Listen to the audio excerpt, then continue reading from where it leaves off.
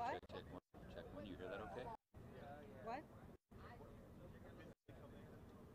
Wait, I'm gonna start. So you're not gonna start with me?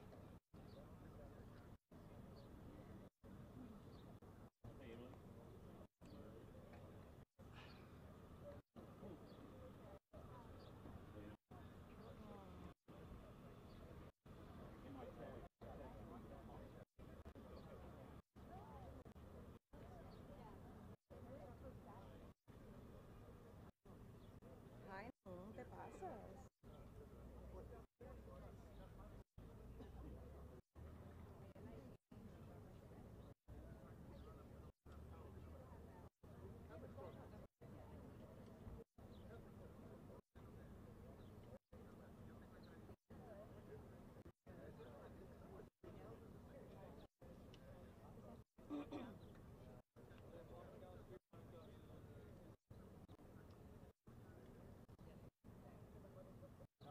Nahum. They're telling me that they're walking down the street. So, do you want me to put the? I need to put this mic like back on the stand.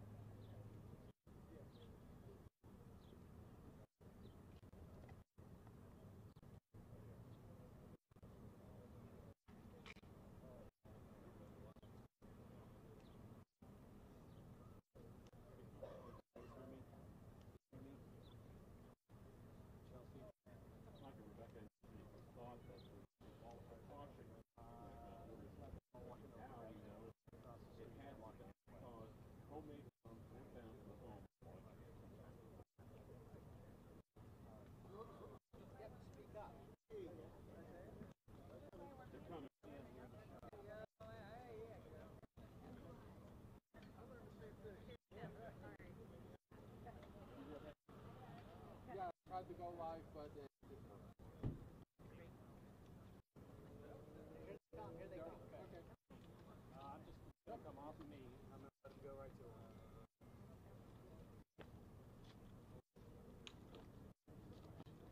Hey guys, we're getting ready to start. I want to give you the names, titles, spelling of everybody's name. I think I should run.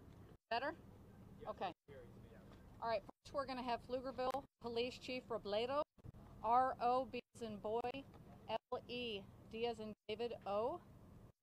Second will be ATF, that's Bureau of Alcohol, Tobacco, Firearms, and Explosive Special Agent in charge of the Houston Field Division. His name is Fred Milanowski. Last name spelling, M as in Mary, I, L as in Lincoln, A, N as in Nora, O-W-S-K-I. Our final speaker will be Special Agent in charge of the San Antonio Division of the FBI, Christopher Combs, C-O-M-B-S. Chief? Yes. Good afternoon. Thank you everybody for coming to Pflugerville, Texas. I've got some information to share. I want to thank everybody for their patience. First of all, I want to let everybody know that for the last several hours, explosive experts have been from the FBI, ATF offices working to safely remove and dispose of homemade explosives located inside of a residence in Pflugerville, Texas, and that address is 403 North 2nd Street. 403 North 2nd Street. Now, these federal agencies have been working around the clock with local and other federal agencies. Law enforcement have not left this investigation. They have left their families in order to keep our communities safe, and we're working together. I want to ensure the citizens of Pflugerville and those in adjoining jurisdictions that the reason that we evacuated for a 5-block radius was for their safety, to allow these law enforcement agencies to do their job. What we're going to do soon is we're going to shrink that perimeter a few blocks, and you will see police officers and barricades coming up to the Railroad, Walnut, and 2nd Street areas. It will take several hours to process the scene, and I know that we have asked every resident in that perimeter to leave their home. That was a difficult task, but that's how much we cared about their safety. Ladies and gentlemen, patience is going to have to work for us here. We know everybody wants to go home. We know everybody wants to eat dinner with their families, and we want that for you. But we also want to assure that you can sleep safe tonight. So we need to let these agencies do their job. I will ask the Pflugerville residents to go to the library or the recreation center, which is open till 9 o'clock tonight, if you don't have another place to go to, and we will help you. We anticipate several hours. I can't give you a time limit right now because the situation is fluid.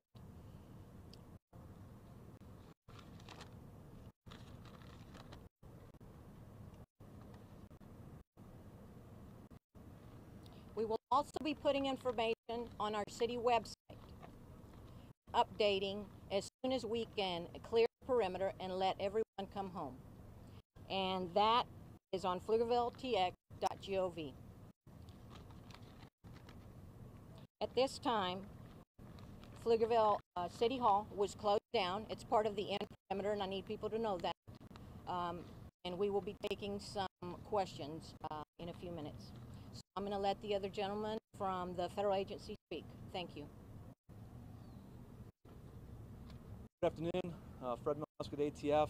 We continue to have unprecedented cooperation between law enforcement agencies. At the residence, there was bomb technicians from the FBI, from Austin Police Department, from ATF. They have cleared the house of any completed devices, and so now we have the ATF National Response Team processing the evidence in the house. The team has responded to every significant bombing in America for the last 40 years. They bring a wealth of information, experience. There is components in there. We've talked about the bomb maker and his signature and how we were able to tell that the same individual manufactured all these devices.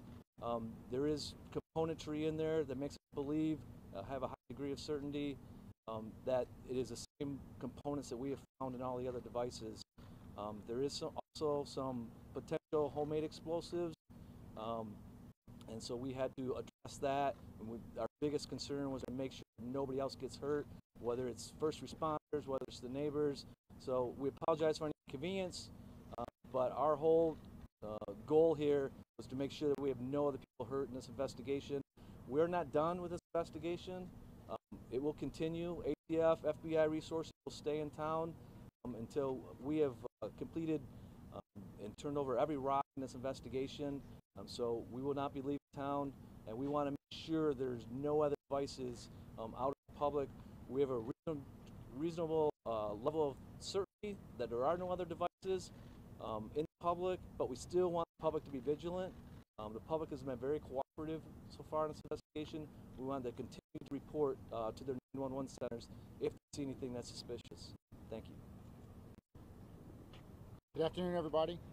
I want to echo what Fred said and make sure that the public maintains their vigilance. There could be other packages out there. We think we're on top of this, but we just don't know. So for the next couple of days, we want to continue that messaging of be careful when you see things suspicious, to call it in immediately. I'd like to thank the Pflugerville Police Chief.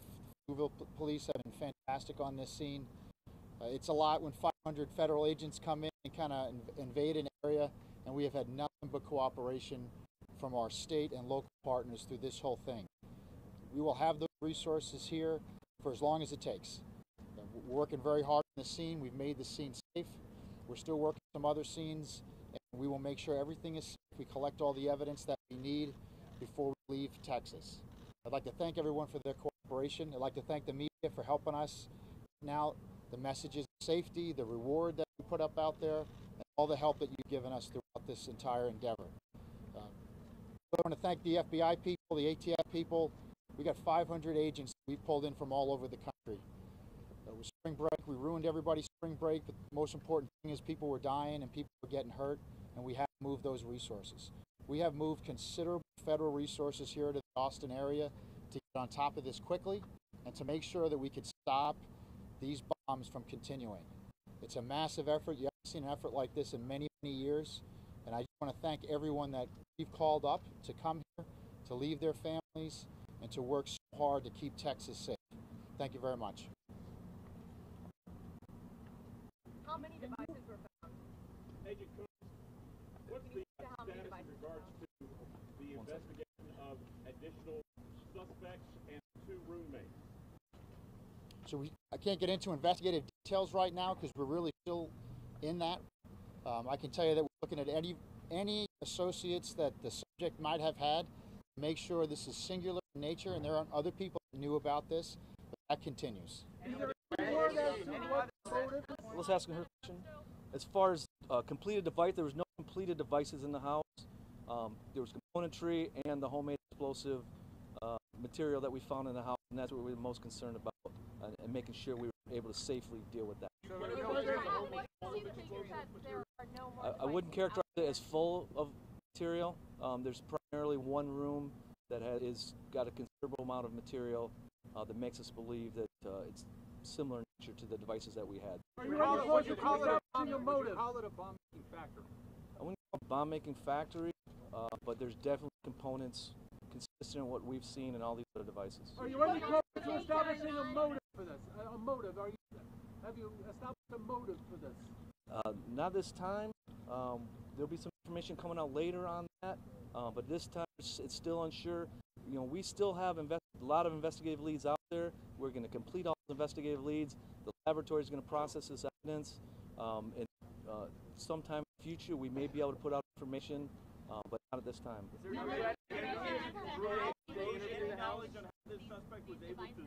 Have you been able to learn just how he was able to learn how to make these devices? Yes, so the ATF explosive experts working with the FBI bomb technicians have been able to reconstruct all these devices throughout this investigation. So that's how we know what the components are. I know to the public it may look all different, but when you look at the internal components, they're very similar to us. And from laboratory analysis, we know that it's the same person who manufactured these. So do they think how he was able to, was this self-taught? Was he able to see how he gained expertise in this? That's a great question. We're still analyzing internet searches and there's probably books in there. We don't know the answer to that at this time. What do you think? We've got time for 2 more questions. 2 more questions, Ed. Is it safe to assume that whoever lived in that house had to have known what was going on, what was being built in that room? Again, that's a difficult question to answer. To know what people knew, there's obviously private rooms in that house. There was one door that had a lock on it, so I can't give you an answer until we complete the investigation and do all the interviews and get more information. An electronic manifesto that he has left behind. Have you found that, and what is in it? So again, this investigation is ongoing. We can't get into the details right now. We're looking through everything. It's going to take us time to go through the suspect's car last night and the house today. So we'll keep building that up to see exactly why this happened. Was there anybody else involved? I do want to caution you, there's a lot of names floating out there. We don't want to say names because we don't know if they're innocent or guilty, right? There's been major events in the past where names have come out that we were talking to people. That does not mean that they are suspects. So we want to stay away from roommates and other people that we're talking to because we really don't know who's given witness statements versus who might be a part of that. So I just want to caution everybody on that. Thank you. I'm sorry. Hey guys, we don't have time for any more questions. We have some more operations going on. Thank you very much. One question about the public safety. Is the public Will there be any press release? I think APD. check your phone? Is the public now? The next press conference is going to be. We don't know, but APD might be putting something out. Check APD. Thank you.